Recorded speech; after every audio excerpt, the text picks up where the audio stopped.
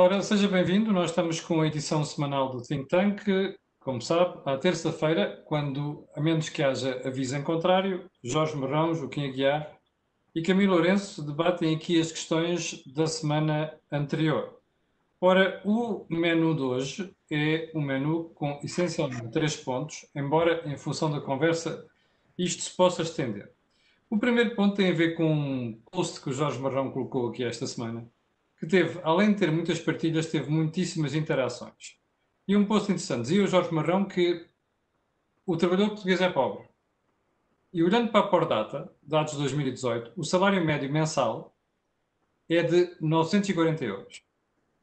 O valor líquido será, por isso, de cerca de 750 euros, por efeito do imposto de 190 euros, mais euros por dia. O valor mensal chega a 300 euros. Se comprar um automóvel de 12.000 euros a pagar a 7 anos, com uma taxa de juros de 2%, a prestação mensal chega aos 152 euros. Logo, sobram 198 euros. Admitindo que esse trabalhador deverá poupar 10% do seu salário, ou seja, 75 euros por mês, o apartamento que poderia comprar teria de ter o valor de 52.474 euros, assumindo que o pagaria em 25 anos e uma taxa de juros constante de 2%, com uma prestação de 222 euros. Diz o Jorge que revelam como a qualidade média de vida dos portugueses é baixa e pergunta como é que se percebe a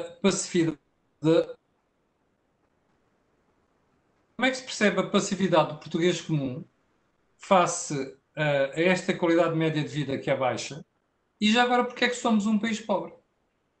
Primeira questão.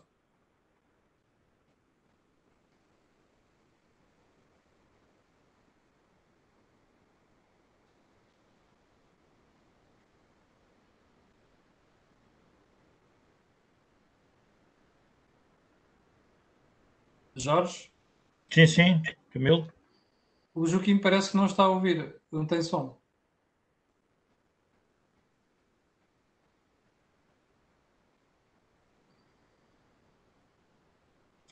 Joaquim?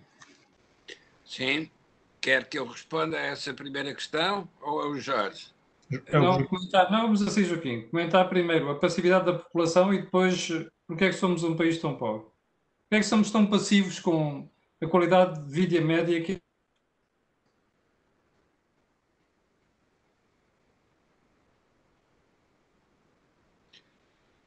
Camilo, todos esses números deveriam ser conhecidos espontaneamente, sem ser preciso fazer contas. Todos nós temos a obrigação de saber que somos pobres, mas isso tem implicações que são, essas sim, mais importantes do que esses números.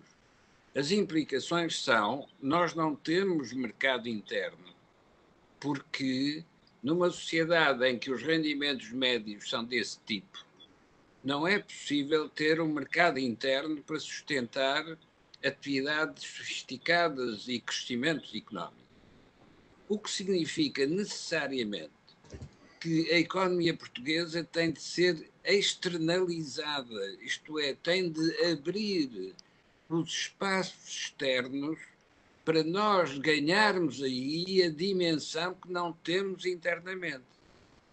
Para escaparmos a essa pobreza natural, é preciso exportar o próprio país, exportar o nosso espaço económico e integrá-lo em espaços mais vastos.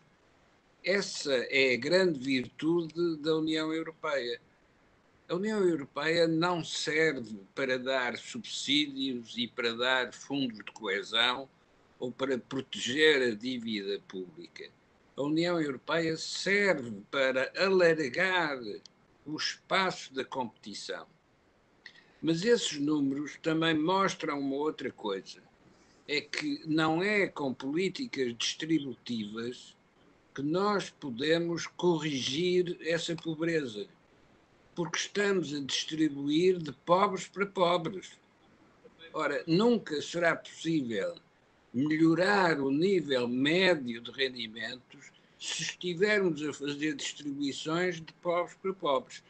Aliás, há um número que não aparece aí, mas que também seria interessante, que é analisar nas declarações do IRS, nas declarações dos impostos de rendimentos, quem é que realmente paga imposto de rendimentos. E o que verificamos é que, da sociedade portuguesa, é uma pequena minoria que paga o essencial do imposto de rendimentos. Mas isso é também a característica que se encontra nas sociedades que são pobres. Ora, uma sociedade que é pobre precisa de se abrir a espaços que, sendo mais ricos, esses sim, permitem distribuir dos espaços mais ricos para o espaço mais pobre. A integração europeia é uma das respostas a essa questão. Mas antes da integração europeia, o que é que houve?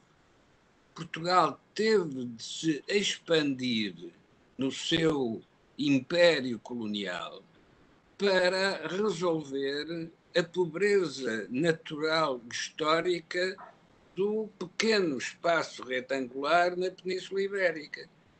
Mas aqui, mas o português comum não percebe isto. O português comum não percebe que a União Europeia não serve só para distribuir fundos e que isto é um problema de espaço geográfico e económico maior e, portanto, nós temos que mudar de modelo de crescimento.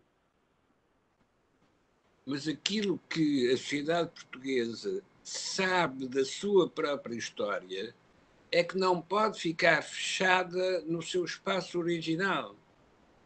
Como hoje não podemos fazer novas expansões e descobrir novos mundos para o mundo, aquilo que temos de fazer é utilizar o espaço que temos ao nosso lado, que é o espaço europeu, e trabalhar dentro do espaço europeu. Joaquim, mas nós estamos há 34 anos a trabalhar neste espaço europeu. A minha pergunta é, porquê é que os portugueses são passivos? Estão neste espaço há 34 anos, já tinham a obrigação de perceber porque é que este modelo não funciona. A minha dúvida é essa como cidadão. Está a ver? É de muitas pessoas que este é um post de Jorge Marrão que fez esta semana e há muita gente a interagir com isto, o que mostra que é uma preocupação de quem nos vê e quem nos lê, não é? Portanto, se existe essa preocupação, porque é que o português ainda não percebeu que não é por aqui que nós vamos lá? Camilo, não são os portugueses que têm que perceber. Os dirigentes políticos dos portugueses é que têm de explicar aos portugueses, com os programas que apresentam, o que são as nossas limitações e como é que se responde a essas limitações. Agora, se os dirigentes políticos querem ser dirigentes nacionalistas ou querem ser dirigentes distributivos para tirar dos que têm e dar aos que não têm, é evidente que continuamos fechados neste galinheiro com redes, onde só o galo pode ser o dominador da situação do galinheiro. Ora, é esse rebentar das redes que permite que a sociedade portuguesa se possa desenvolver.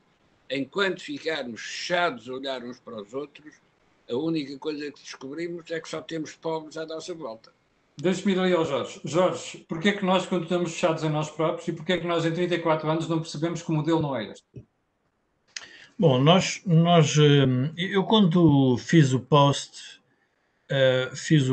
para com dados factuais demonstrar aquilo que todos nós sabemos e vivemos, que somos um país pobre, em média, com um nível de vida muito baixo relativamente aos países, enfim, da zona onde estamos inseridos, na zona europeia e na União Monetária, e até que ponto é que um jovem ou uma pessoa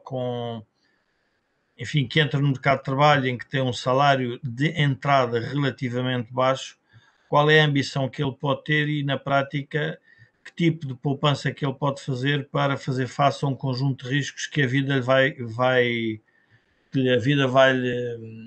proporcionando. E, portanto, a ideia era desmistificar, a ideia era um pouco porque criar uma percepção que nós estamos distraídos sobre o essencial. Ou seja, os dirigentes políticos, porque não têm a solução para o crescimento económico, porque isso seria enfrentar um conjunto de reformas que a sociedade não quer aceitar, vão-nos atirando com distrações, vão-nos atirando, como eu digo, com as grandes estratégias nacionais e vão-nos atirando com as grandes paixões. Já tiveram paixão pela educação, paixão pela saúde, agora é a paixão pelo verde, depois vem a paixão sobre outra coisa qualquer, mas na prática as pessoas continuam a ter um nível de rendimento baixo. E para quem é de economia de gestão, o mais grave é uma sociedade não se preparar para ter capital e trabalho e instituições que permitam que o crescimento seja significativo. E, portanto, o que eu queria, de alguma forma, alertar é que não vamos a lado nenhum com este debate, eu diria, eterno e cansativo sobre as diferenças ideológicas no sistema de saúde, no sistema educativo, nos gostos dos portugueses. Se uns gostam de tourada e caça, os outros não gostam nada disso. Se mais são repara, o que eu quero dizer é que a sociedade está distraída. O que eu queria, de alguma forma, primeiro, alertar as pessoas para a situação real. Segundo, de que as pessoas tivessem a percepção que com uma crise em que o PIB pode cair 10 a 15%, aqueles números são drasticamente revistos. Depois, terem a noção que, a par de tudo isto, nós temos uma dívida monumental para pagar. A seguir, vamos ter uma dívida nas empresas colossal para resolver. E estamos no país a discutir casos judiciais, estamos a discutir sempre temas da corrupção, ou seja, a sociedade está alienada da ambição, ou seja, somos uma sociedade em que não temos instituições nem pessoas que despertem o interesse dos portugueses para voltarem a crescer. Mas isso não é estranho, é aqui o que eu quero chegar, Jorge. O que eu quero chegar é aqui. O Joaquim diz que o problema dos políticos não é dos portugueses. Epá, eu não consigo perceber isto, então quer dizer que os políticos que nós temos não têm nada a ver com os portugueses? Têm. Porque nós já o que nós temos foi uma classe política que com a dívida adormeceu a ambição dos portugueses.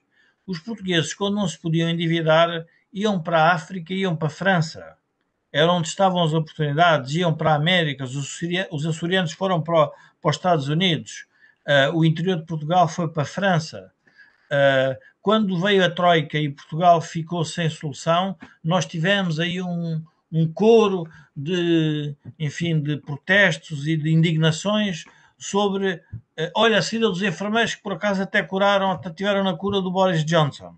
Ninguém foi dizer que aquele enfermeiro, se calhar, foi um enfermeiro que Passos Coelho mandou e que todos agora estamos muito orgulhosos porque afinal os portugueses até ajudaram o primeiro-ministro britânico. Portanto, é esta hipocrisia, este cinismo político que leva a que nós estejamos distraídos.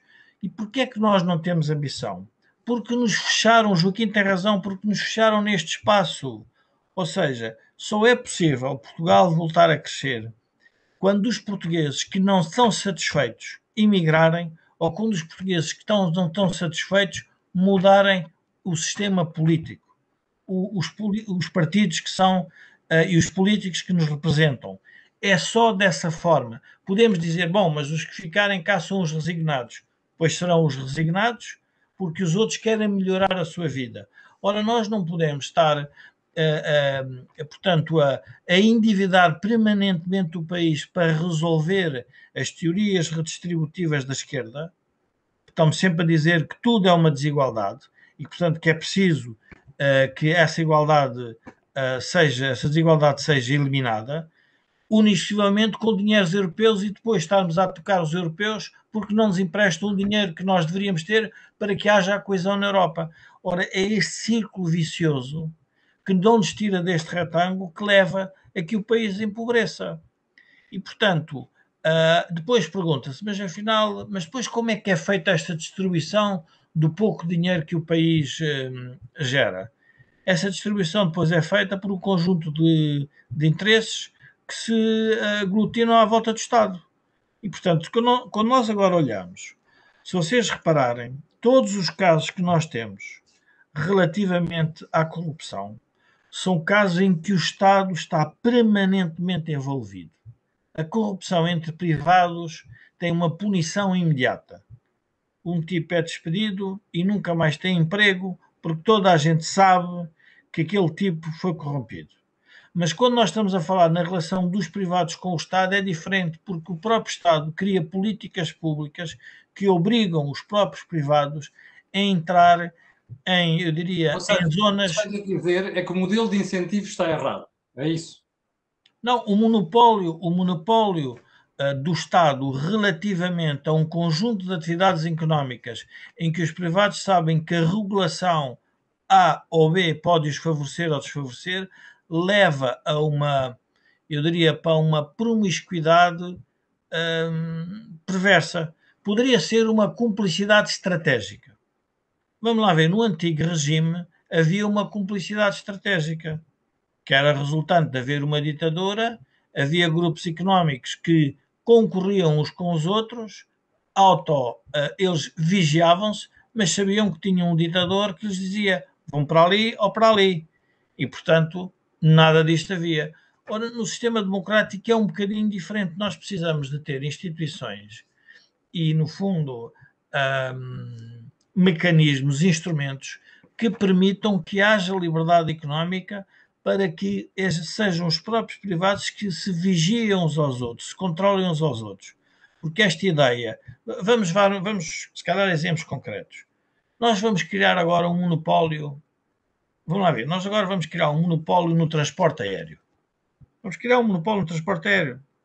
A pergunta é, quem é que vai vigiar a eficiência desse monopólio?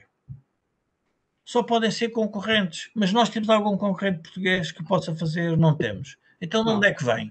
Então, o que é que vai acontecer relativamente a um conjunto de políticas públicas que são dirigidas a essas empresas? Vamos ter problemas com ajudas de Estado, com debates na Europa, mas se houvessem 2 ou 3 companhias, era diferente. Porquê? Porque provavelmente nós estaríamos a entrar num regime de autorregulação ou autossupervisão recíproca. Portanto, é nesse sentido que eu estava a tentar alertar as pessoas para porque é que nós temos que compreender porque é que continuamos pobres. Depois há um outro aspecto, e já agora para não me alongar mais, que tem a ver com a corrupção. Eu, à medida que vou participando nestes debates portanto, obviamente estou atento ao que as pessoas escrevem e dizem, às vezes não tenho tempo para ler tudo, e cheguei a uma conclusão. Em Portugal, toda a gente é corrupta, com exceção do tipo que está a escrever. Ora, nós temos que também começar a ter algum sentido crítico para não irmos atrás de um jornalismo, diria, sensacionalista e de um acordo que houve entre, se quisermos, a justiça e a comunicação social para destruir, de alguma forma, as bases das instituições e as próprias pessoas. Porque uma coisa são as instituições, outras coisas são as pessoas. Portanto, nós temos que começar a separar isto. E temos que ter mais sentido crítico e talvez ter uma humildade até para esperar sobre os resultados. Porque o que nós estamos a fazer é antecipar julgamentos que depois, por razões de ineficácia política, porque não conseguiram fazer a reforma de justiça, levam a que se torne, as decisões sejam muito tardias e, portanto, há um tempo de julgamento mediático que não se coaduna com os tempos da justiça. E isso é uma crítica que nós temos que fazer aos partidos. São os partidos que não estão a resolver isso. Oh, Joaquim, agora pegando neste último tema que o Jorge introduziu, da justiça, o que se passou esta semana com as decisões à volta da EDP são um exemplo disto? Há uma justiça mediática e há outra justiça que é feita nos tribunais? Camilo, a justiça, para ser eficaz, tem de ser proporcional. Ou seja, não pode provocar mais danos do que aqueles que está a examinar e a julgar. Quando o exercício da justiça provoca danos superiores ao do suposto crime que ainda nem sequer foi a julgamento, há um problema na justiça. Mas há um segundo problema. É quando se executam penas sem ter ido previamente a julgamento, então pergunta-se para que o julgamento? Claro.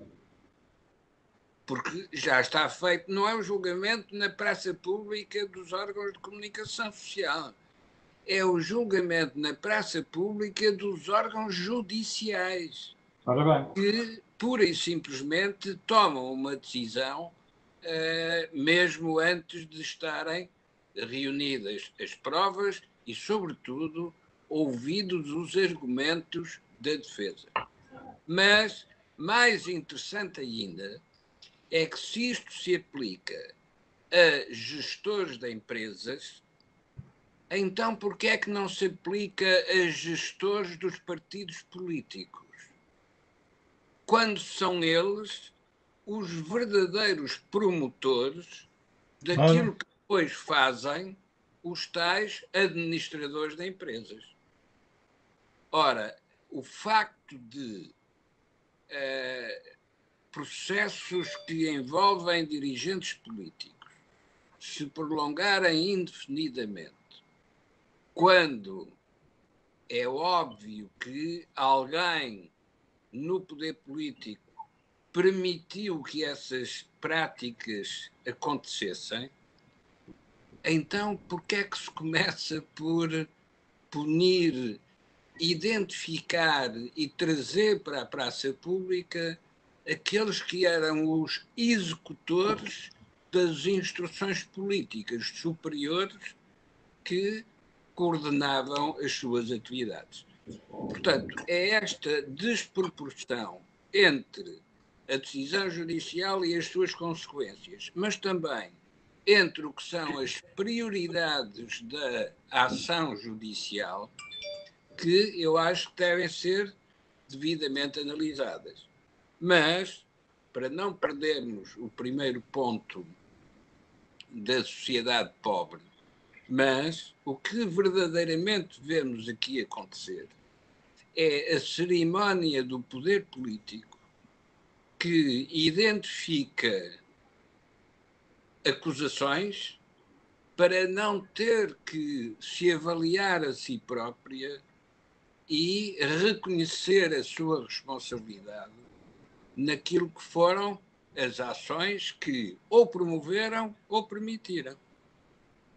E, nesse sentido, o sistema judicial, agora, como no tempo da ditadura, tem como única finalidade preservar o poder e não tem por finalidade identificar aqueles que são os verdadeiros autores morais daquilo que depois acusam nos administradores das empresas. Mas, Joaquim, então, como é que se reforma isto se a justiça é quase autónoma? Não é? Nós temos órgãos que disciplinam o setor, com quem é muito difícil trabalhar, porque são autênticos grupos de interesse dentro da sociedade portuguesa. Camilo, o único juiz efetivo na política é o real, é a realidade. Aquilo que verdadeiramente interrompe esse abraço entre os interesses e o sistema judicial é o fracasso dos interesses. Porque o fracasso dos interesses significa que o que estavam a fazer era pura ilusão, que não tinha nada a ver com a realidade. E é a realidade que os vai punir. Chama-se isso o mercado tem sempre razão. é o mercado que vai definir o que é que são os poupados e o que é que são os virtuosos. Só que, quando o mercado toma essa sua decisão, já não há nada que possa ser salvo. E, na prática, o que acontece é que as empresas onde isso acontece vão ter de ser entregues a entidades externas que venham depois utilizar o que para eles é um mercado marginal, mas que para nós é o nosso mercado essencial. E, mais uma vez, aquilo que provoca a pobreza é aquilo que empobrece ainda mais. Porque, de facto, mesmo empresas com alguma qualidade acabam por desaparecer porque as condições envolventes, as ilusões criadas, fazem desaparecer ou fazem tornar inviáveis essas atividades. Jorge, eu só queria tentar ligar, porque há um espectador que faz a pergunta: o que é que tem a ver a justiça com a pobreza e com acho que refere António Mexia e EDP e coisas desse tipo? sim. Eu gostava de lembrar as pessoas do seguinte: a partir do momento em que os recursos de um país são muito concentrados no Estado, em que o Estado tem uma capacidade de endividamento que nos levou até à bancarrota, significa que vamos lá ver, todo o dinheiro que entra para o Estado passa a ser receita privada. O que é que eu quero dizer com isto? O dinheiro que vai para o Estado depois gasta em alguma coisa. Ou gasta em salários, ou gasta em compra de serviços, ou gasta em obras, ou gasta em ajudas a empresas. Portanto, ora, este processo de, vamos lá ver, de ligação do Estado com a sociedade, com os dinheiros públicos, tem que ser muito escrutinado. E, portanto, a pergunta é qual é a melhor forma e onde é que ele se gera mais eficiência. E não é Jorge, por acaso. mas tu achas que esse escrutínio tem sido bem feito? Não, eu acho que esse escrutínio, pela forma como está desenhada toda a contratação pública, tudo, ou seja, os políticos com receio dos modelos diria, de transparência e do conjunto de matérias, fazem um conjunto de legislação que torna quase impossível a ligação entre os privados e o Estado, que não possa revelar mais tarde que houve ali ou um indício de fraude, ou de favorecimento, ou de cumplicidade, seja o que for. Ou seja, e porquê? Porque o Estado quis reservar a capacidade de fazer essas políticas, em vez de deixar o mercado. Não é por acaso que nos países em que as empresas estão nacionalizadas, para além delas destruírem o capital do país, porque não tem limite a perda numa empresa nacionalizada, numa privada, o limite é o capital que o empresário tem. No privado, no público, não existe esse limite. Então, o que acontece é que essa relação vai se deteriorando. Ora, nós tendo a independência, ainda bem, numa sociedade do poder social, o poder social tem a obrigação de questionar essas relações que se estabelecem. E porquê é que eu estou a pôr este problema agora? Porque nós vamos ter 45 mil milhões que vêm da Europa e então daqui a 15 anos estamos a discutir o dinheiro que foi mal gasto mal gasto outra vez pelo Estado. Porquê? Porque nós não estamos a preparar o nosso modelo institucional para fazer face a estes gastos. Aliás, já estão a surgir casos. Sem dúvida, por isso é que eu resolvi recuperar o tema para hoje, muito por isso. Mas agora deixa-me fazer. Deixa-me.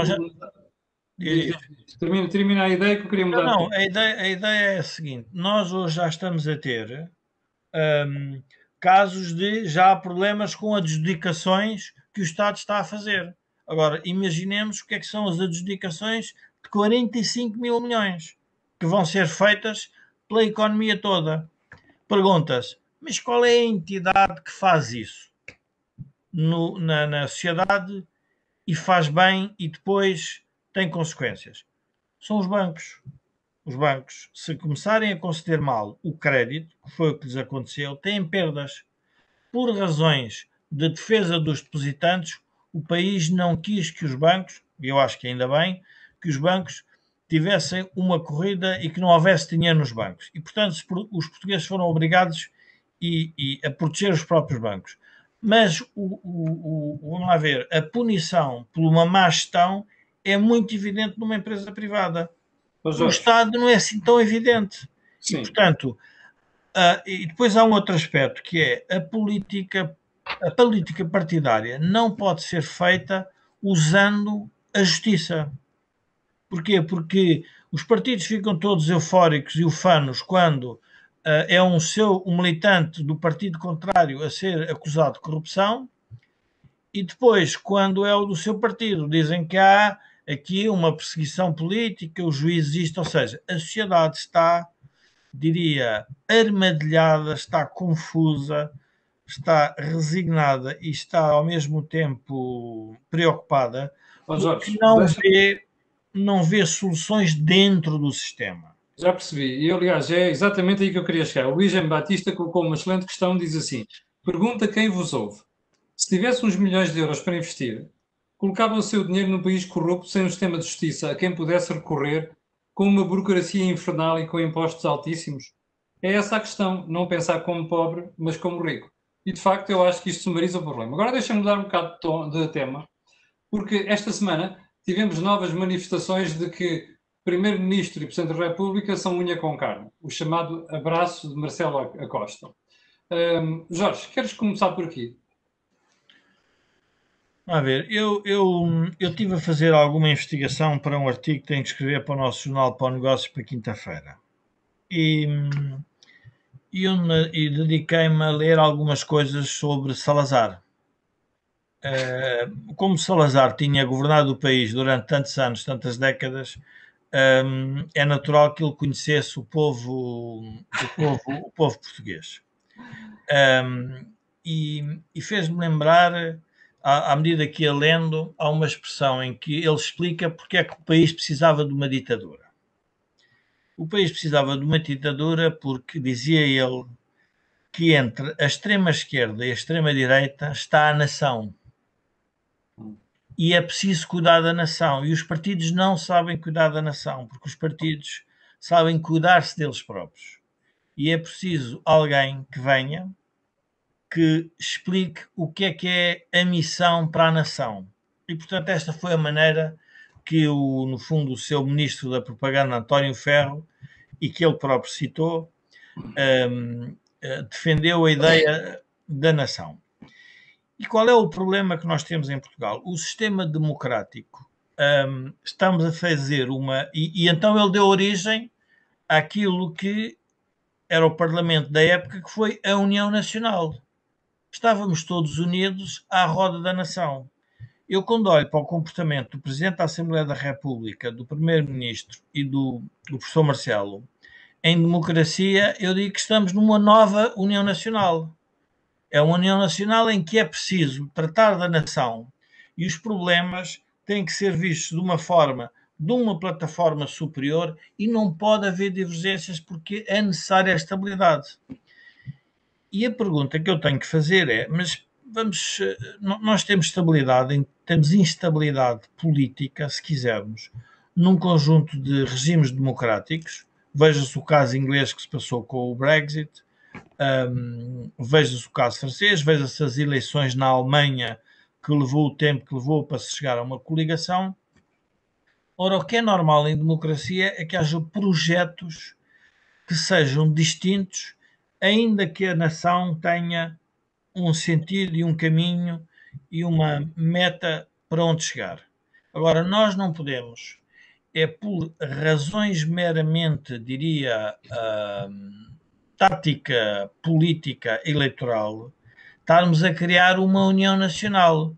E quando eu digo União Nacional é no sentido de nós temos que estar unidos sobre o que é a defesa dos interesses dos portugueses, mas temos que estar divergentes sobre a forma como os portugueses vão enfrentar o mundo, porque é dessa divergência que pode ser a solução.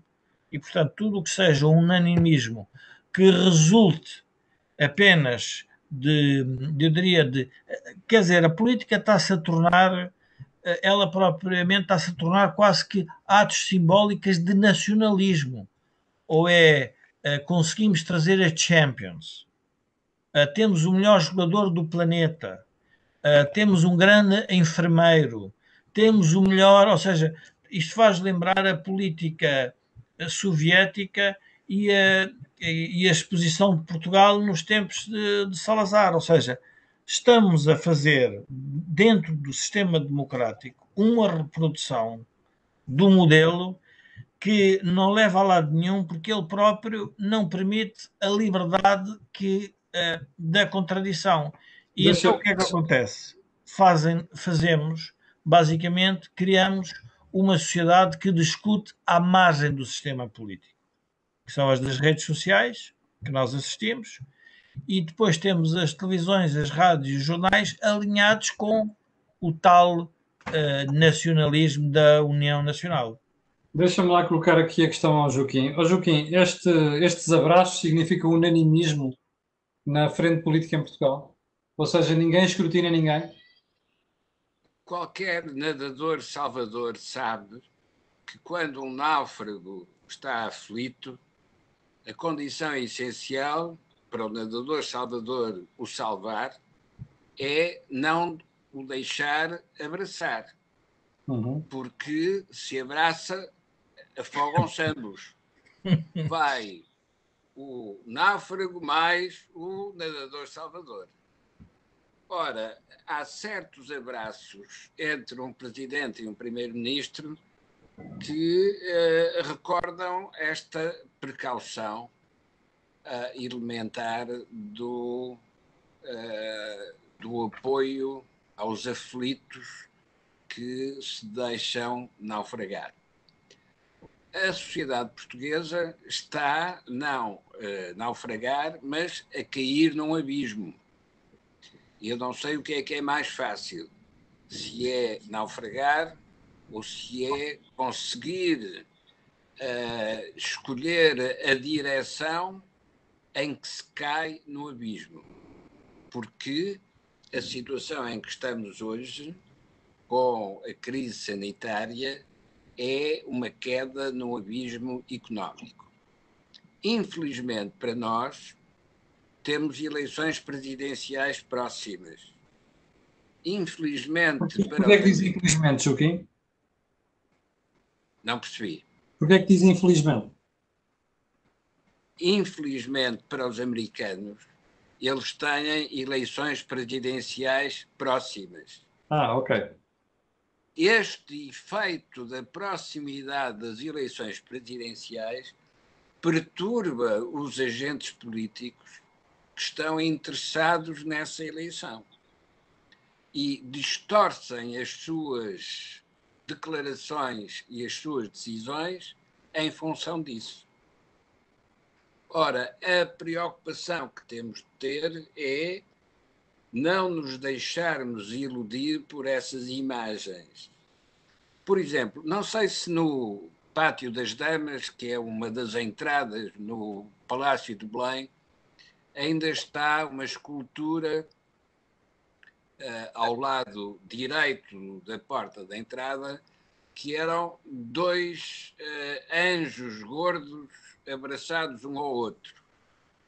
Essa estátua foi lá colocada no tempo do Bloco Central Mário Soares Mota Pinto e ilustrava o que era o abraço do Bloco Central.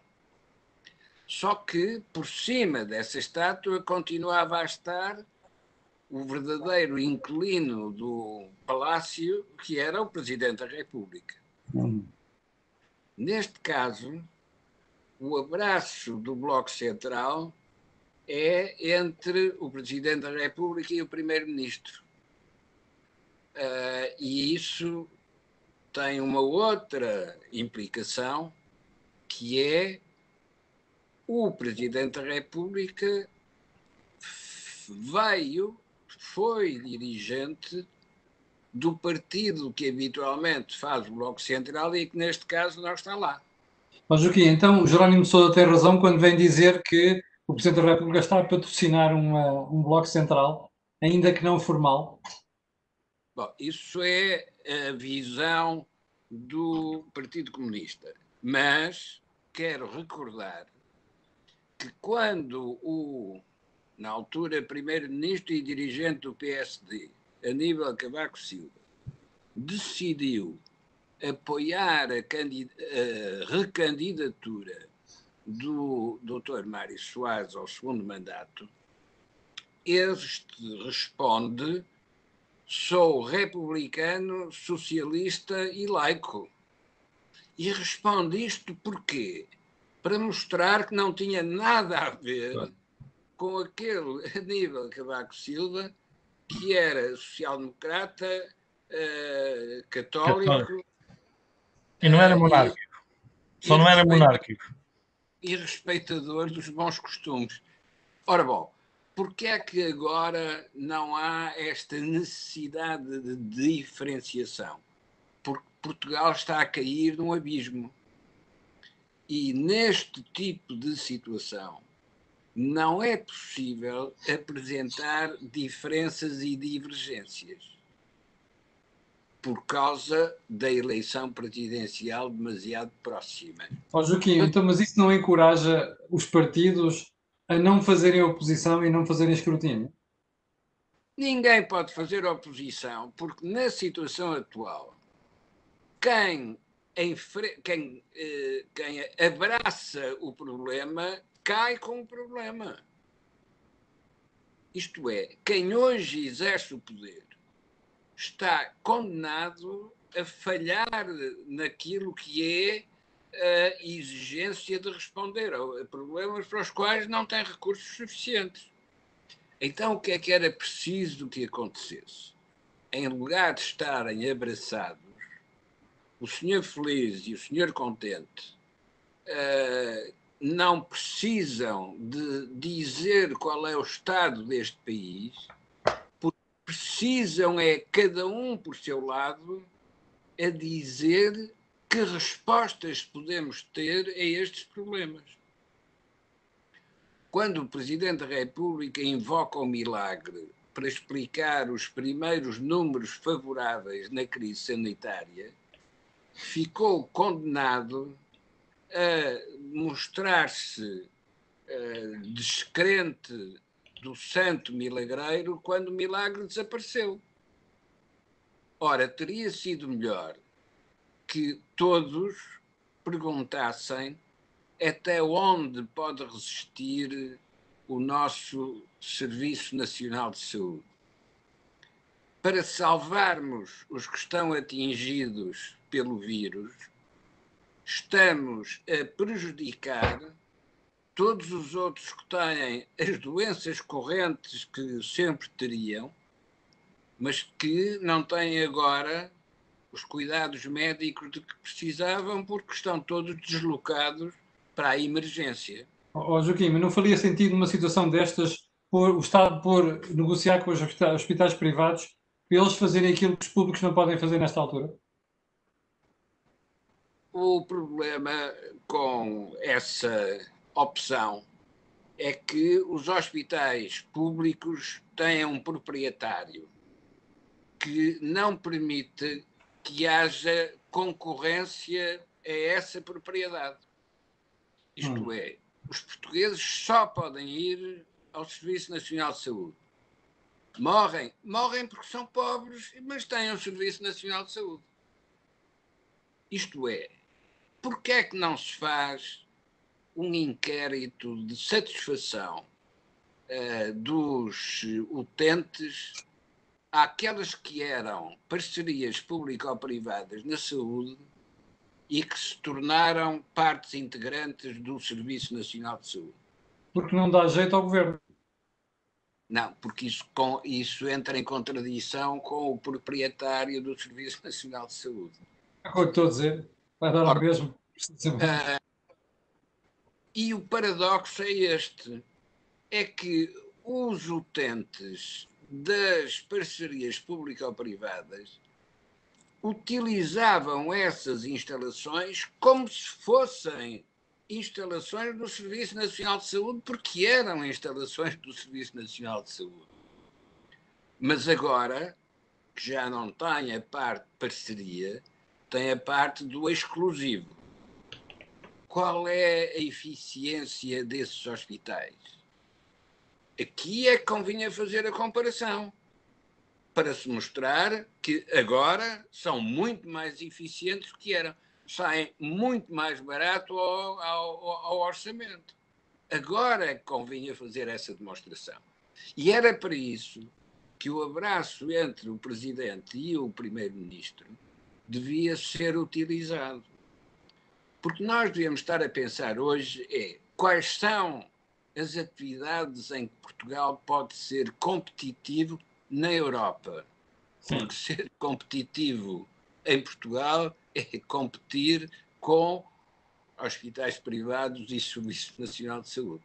Não, nós temos capacidade, com as nossas universidades e a formação médica que elas proporcionam, nós temos capacidade para competir em qualquer mercado europeu em serviços de saúde. Mas para isso é preciso tomar a decisão de investir nesse setor. Porquê é que não se investe nesse setor? Porque o Serviço Nacional de Saúde tem proprietário.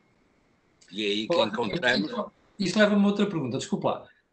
Nós estamos a ver este preconceito do Estado para com o Serviço Nacional aliás, para com os hospitais privados e o Serviço Privado de Saúde. E estamos ao mesmo tempo a ver os grupos privados de saúde a fazerem novos hospitais. Como é que se compreende esta aparente contradição? Camilo, a contradição é mais funda. Como é que há atividade privada no setor de saúde quando o setor de saúde público é gratuito? A que propósito é que alguém vai pagar por uma coisa que é gratuita? É que no gratuito morre. E esse é que é o paradoxo desta situação. Mas então porquê é que há proprietários do Serviço Nacional de Saúde? Porque quer o Partido Socialista, quer o Bloco de Esquerda, quer o Partido Comunista, querem dizer que eles asseguram, eles garantem a saúde dos portugueses. E ninguém tem de pagar.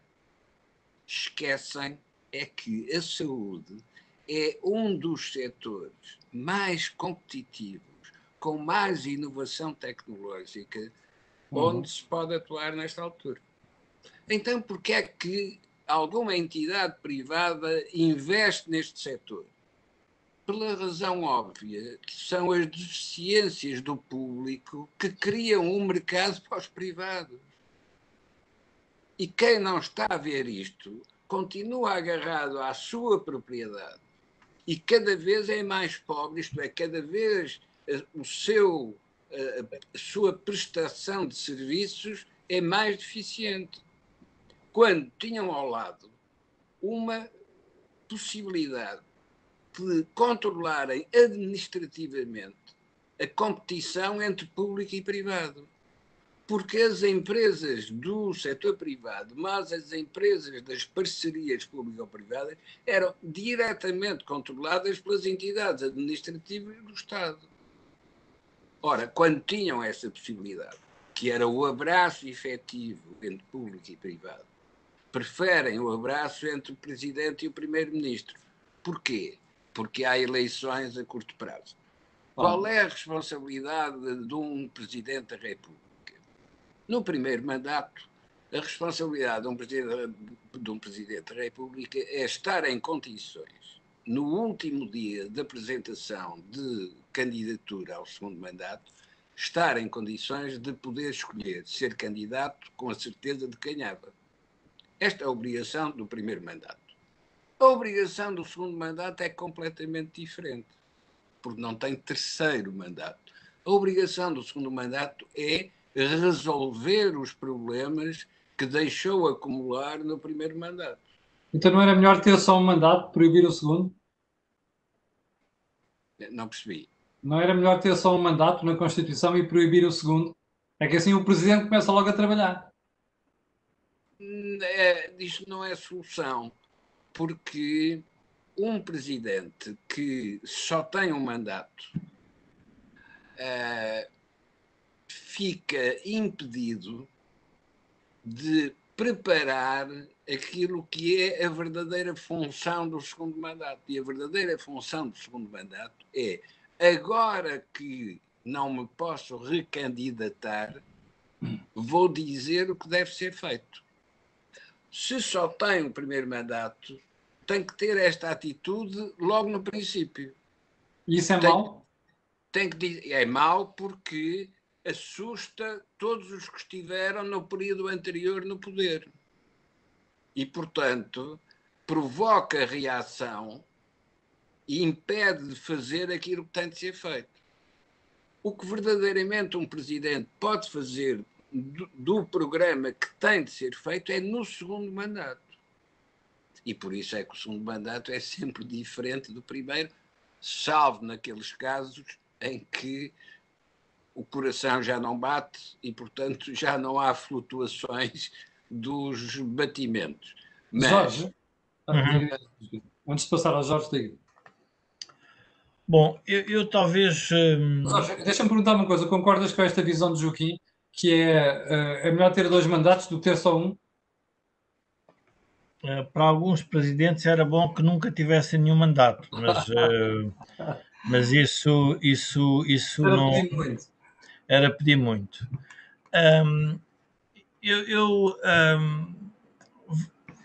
Talvez tentasse olhar para o que está a passar com o Presidente da República português com a ideia de que ele pode estar a querer encarnar uma unanimidade que se percebe do ponto de vista eleitoral, mas que ela é falsa do ponto de vista da política prática. Ou seja, Portugal ainda está dividido sobre qual é o modelo de sociedade que nós devemos ter para o futuro, e esse modelo de sociedade foi posto em causa quando a Troika chegou, mas também foi posto em causa quando nós tivemos o governo de Cavaco Silva, e de alguma forma nunca foi posto em causa quando o Partido Socialista esteve no poder, que mais ou menos foi fazendo uma gestão, eu diria, equilibrada entre o setor público e privado, numa lógica europeia em que o país precisava de se modernizar internamente, mas não tinha necessidade de se expandir para o mundo. Ora, hoje nós precisamos de um país que precisa de se expandir para o mundo, exportar mais, precisa ter mais empresas, mais empresários, mais capitalizados e, portanto, precisa de gostar mais do setor privado e do setor empresarial. Ora, a pergunta é, e quem é que cria um desconforto no sistema político para que ele mude? Das duas uma, ou são as pessoas na rua, em que se começam a manifestar sobre algum conjunto de medidas que os governos vão tomando, ou é dentro do próprio sistema político que a tensão vai nascer e que vai obrigar a que os partidos mudem as suas posições e alinhem de alguma forma as políticas. Ora, o Presidente da República, por questões eleitorais, tem querido fazer esse bloco central, esse unanimismo, essa ideia de que a estabilidade é saudável para os portugueses e é a maneira que nós temos de sofrer menos, mas não nos está a contar a história, mas a longo prazo que país é que nós vamos ter? Porque quando for a longo prazo já ele provavelmente não é Presidente da República. E, portanto, é da conjugação de um período de mandato e dos desafios a médio e longo prazo que o país tem que encontrar um equilíbrio. E o próprio Presidente não está a querer fazer isso. Aliás, quando se lê nas notícias que o Presidente se reuniu com um conjunto de pessoas da direita para ir dizer, bom, mas porquê é que eu hei de fazer mais oposição ao que o Governo está a fazer quando a direita tem 30%? Ora, essa provavelmente é que devia ser a razão, porque o escrutínio, ou seja, quem cria os eleitorados não são os próprios políticos, são os políticos quando querem mudar o eleitorado. Portanto, É a verdade. política não é eu estar a responder de acordo com o último estudo de opinião. É a mesma coisa que dizerem a nós, aqui no Think Tank, a gente já discutiu isso, nós temos um conjunto de pessoas que nos gosta de ouvir.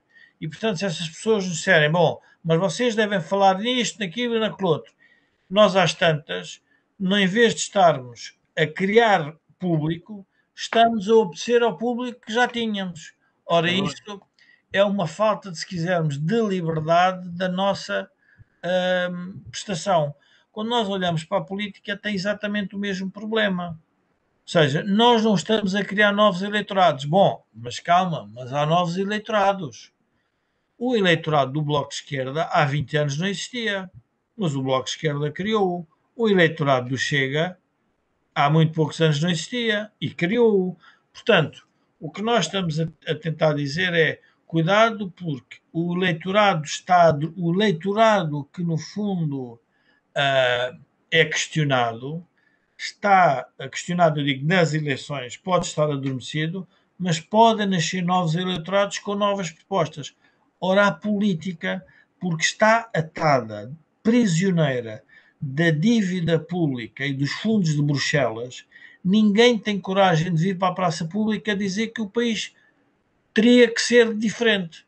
A pergunta é que proposta é diferente é que pode fazer o PSD, o CDS, a Iniciativa Liberal e o Chega, eu diria no espectro do centro-direita e mais à extrema-direita, se quisermos, que política é que poderiam fazer diferente quando o país não tem recursos?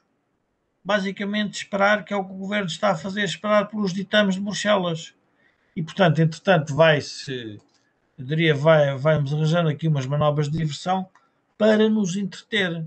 Agora, não nos iludamos, não estão a resolver os problemas centrais da sociedade portuguesa.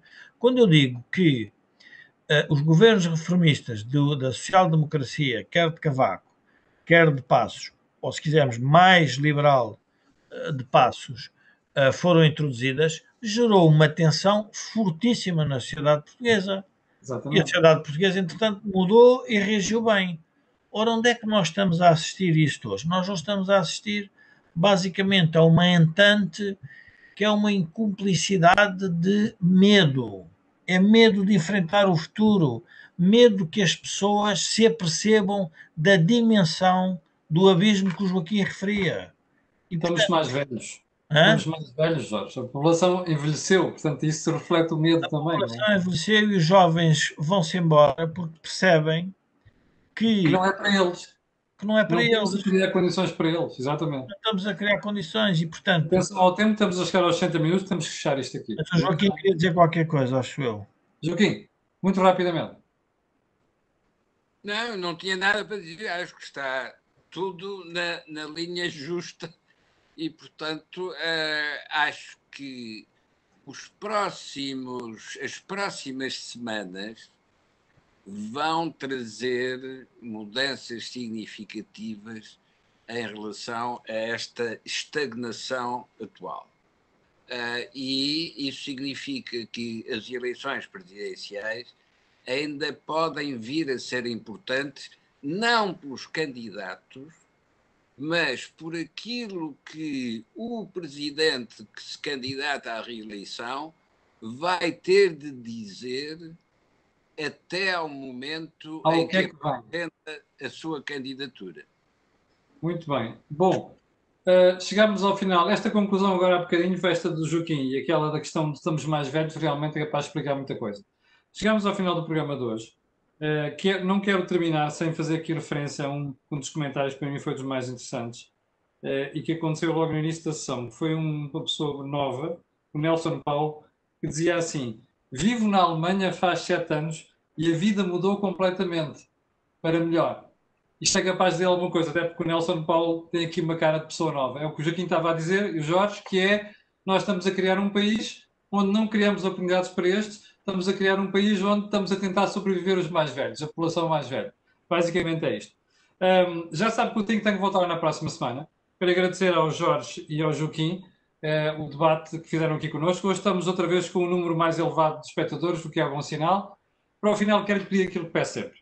É, aqueles que já viram e os que vão ver, coloquem um gosto e façam partilha nas redes sociais, porque aquilo que houve aqui não houve mais nada nenhum. Quanto a mim, amanhã às 8 da manhã estarei de volta. Com licença, obrigado e até à próxima semana.